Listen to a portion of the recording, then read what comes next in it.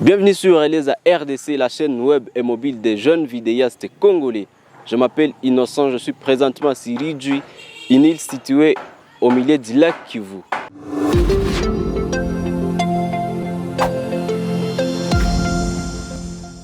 Un territoire d'Ijui est dirigé par un Mwami ou un roi.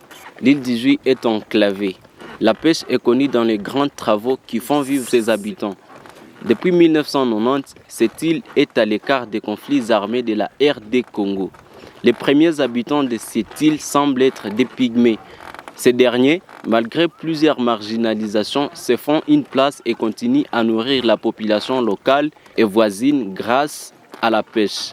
Pendant ce tournage, j'ai rencontré Ushindi Tombola qui vit de la pêche initiée par son père depuis 6 ans maintenant. Venez voir comment il s'y prend. Chaque jour, Ushindi Tombola se réveille pendant l'aurore puis range ses outils de pêche, sourire aux lèvres, seul sur les sentiers qu'il fréquente depuis son enfance pour se diriger vers les lacs Kivu exercer de la pêche. Grâce aux produits de son travail, il nourrit sa famille et peut payer les factures de soins et de l'éducation de ses 2 enfants. Un métier exigeant mais aux revenus ingrats avec risque de noyade pendant généralement la saison pluvieuse. Endisa, enyambisa, emperezene byokushunga. Abibazo byo mwaka skepeshe, unali mulaba gone, n'ekintu kibazo cyakabamo pato bwanya bakufasha omulaga recouvrer. À Ijui, l'intégration sociale des pygmées dans la communauté porte encore des séquelles de la marginalisation due essentiellement à la vulnérabilité sociale et économique de ces derniers.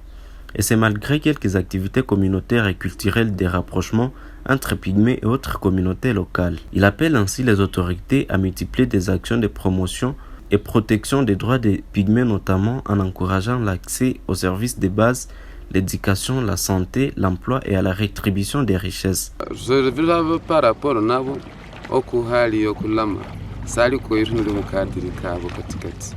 Sazoshi kubuya nabo tunachangiye nasa n'inguma nabo tunanyoye icupa ry'umuri amavu nabo aho lenta kalondo sali stance banagiramo yakabona umutoto amutolo mukadira yage yo kumubonerera omwazi naka disembereza bantu nanga bantu bakayumviriza amalaka gejo bakagendera ku side y'abatu banjire kunosigala enyuma omumonda ntiyoshi. Selon Madame Esther Mouratoa, qui est cadre de base de la concertation de la société civile de l'île d'Ijui, le travail des pygmées apporte une plus-value pour le développement du territoire d'Ijui au même titre que le reste des membres de la communauté. Je peux les encourager surtout d'étudier, car à base des études, peut-être ils peuvent occuper un beau jour un poste stratégique. Nous avons des îlots, là, Virende, Kishushu. Ces gens nous donnent à manger parce que nous achetons des poissons qu'ils ont eux-mêmes pêchés, n'est-ce pas? Mais aussi, ils transportent des fagots, ils les cultivent. Vous avez vu comment Tombola s'est fait une place grâce à la pêche pour faire vivre sa famille et faire manger ses poissons à plusieurs centaines d'habitants de sa région.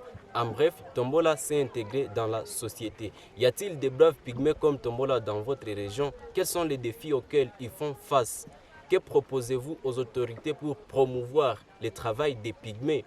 J'ai hâte d'interagir avec vous dans les commentaires.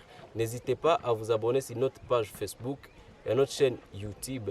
N'oubliez pas d'activer surtout la cloche de notification pour ne rien rater de nos prochaines vidéos. Salut!